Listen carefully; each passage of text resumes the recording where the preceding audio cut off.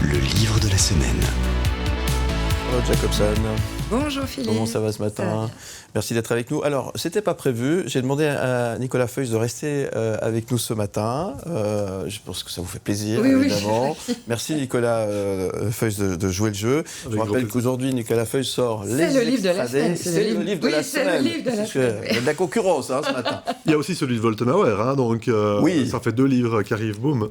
Alors ça on en parlera la semaine prochaine. Ouais, exactement. En tous les cas, merci en tous les cas d'être là.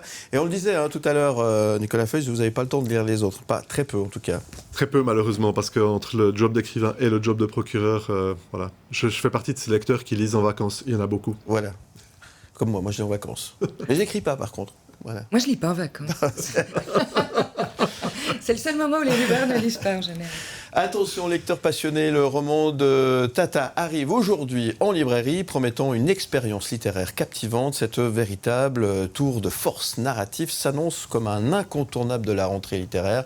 Préparez-vous à une immersion totale dans un univers qui saura vous transporter, vous émouvoir et vous faire réfléchir. Ne manquez pas donc ce rendez-vous littéraire, ce rendez-vous avec la littérature contemporaine, plus précisément dès la fin de notre émission, puisque Charlotte Jacobson va vous parler de ce livre Tata de Valérie Perrin chez Albin Michel. Oui, alors effectivement, j'aime bien votre expression, Philippe, de tour de force narratif. C'est vraiment ça. Alors, starting block, dans les starting blocks, dès la fin du 7-10, on se précipite en librairie pour les extrader et aussi pour Tata. C'est 640 pages. Ouh là là, je vois déjà les gros yeux. Mais tout petit. Vous aimiez qu'on vous raconte des histoires déjà le soir. Vous n'étiez jamais rassasié. Il fallait encore une histoire et encore une histoire. Et bien, vous savez quoi ? Aujourd'hui, vous êtes libre de ne plus négocier, de lire. Et je peux vous dire qu'avec le dernier roman de Valérie Perrin, vous n'êtes pas prêt d'éteindre la lumière. Voilà. Alors, ce livre aurait aussi pu s'appeler Colette, Blanche, Agnès et les autres. Tant on est ici dans une comédie dramatique digne de Claude Sautet ou Lelouch, où les vies des uns et des autres se tissent autour du personnage central, celui de Colette, la tata de la narratrice. Colette qui, au début du roman, meurt. Agnès, sa seule descendante, s'en étonne parce que figurez-vous que Colette, elle est morte et enterrée depuis 3 ans déjà. Donc comment peut-on remourir ? Et surtout, qui est enterré à sa place ? C'est tout l'objet de ce roman. Donc Colette a laissé en partant une série de cassettes audio auto-enregistrées sur magnéto, vous vous souvenez ? Rec, play. Oui. Voilà. Rappelle des souvenirs. Dans lesquels elle s'adresse à Agnès, raconte son histoire et celle de toute la famille. Une histoire qui révèle une Colette bien différente de la tata vieille fille dont la seule extravagance était d'être fan du FCG, le football club de Guignon en Bourgogne. Le temps du roman occupe l'hiver 2010, mais les flashbacks depuis les années 50 sont nombreux et les multiples récits forment les pièces d'un puzzle figurant au final le tableau de la famille Septembre dépoussiéré de ses secrets. Alors on retrouve dans ce roman les thèmes chers à Valérie Perrin, dont je rappelle que vous en avez parlé avec le best-seller « Changer l'eau des fleurs » qui était sorti en 2018. Vous avez parlé quoi, il y a 2-3 semaines, c'est ça Gros succès, ouais. Les liens du sang, les liens du cœur, la mémoire familiale, l'amitié indéfectible, l'amour inconditionnel, la passion amoureuse, la loyauté. On retrouve aussi une construction romanesque proche de celle du polar et ça nous tient. Ah oui, ça nous tient. C'est vraiment... Alors, il faut savoir que Valérie Perrin, elle est scénariste à la base, donc on le sent. Et elle écrit effectivement à la manière d'un polar. Alors, pourquoi Valérie Perrin fait tellement courir les lecteurs ? Parce que c'est rocambolesque, hyper imaginatif. Le style, donc, proche du scénario, est très efficace. C'est facile à lire, on a envie de continuer. C'est un roman... elle écrit des romans à succès hyper bien ficelés. Et il y a peut-être une certaine catégorie de lecteurs qui la boudera, en jugeant ça trop facile. On connaît ça. Mais je mets au défi ces lecteurs de refermer le livre avant la fin. Voilà. Donc si je vous en parle ce matin, c'est aussi parce que la littérature, elle ne forme pas qu'un seul bloc. Les lecteurs non plus. Tout ça n'est pas monolithique.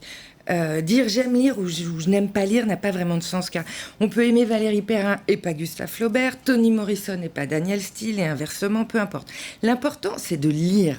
et aussi de lire au bon moment. Il y a des moments où on aime lire Valérie Perrin, il y a des moments où on va aimer lire Grégoire Bouillet. Je vais faire un grand saut depuis la semaine dernière où je vous présentais Grégoire Bouillet. Mais c'est ça qui est bien dans la littérature, c'est qu'on a besoin, quoi qu'il en soit, et là je cite, de cette suspension joyeuse et heureuse de soi. Alors je répète, pas aussi bien que le ferait Fabrice Lucchini, mais une suspension joyeuse et heureuse de soi, nous dit le sociologue David Le Breton, dont je vous parlerai la semaine prochaine. On a besoin de s'immerger profondément dans des histoires qui font écho à la nôtre, qui viennent l'enrichir. Et c'est le métier de certains de conter patiemment des histoires au coin du feu.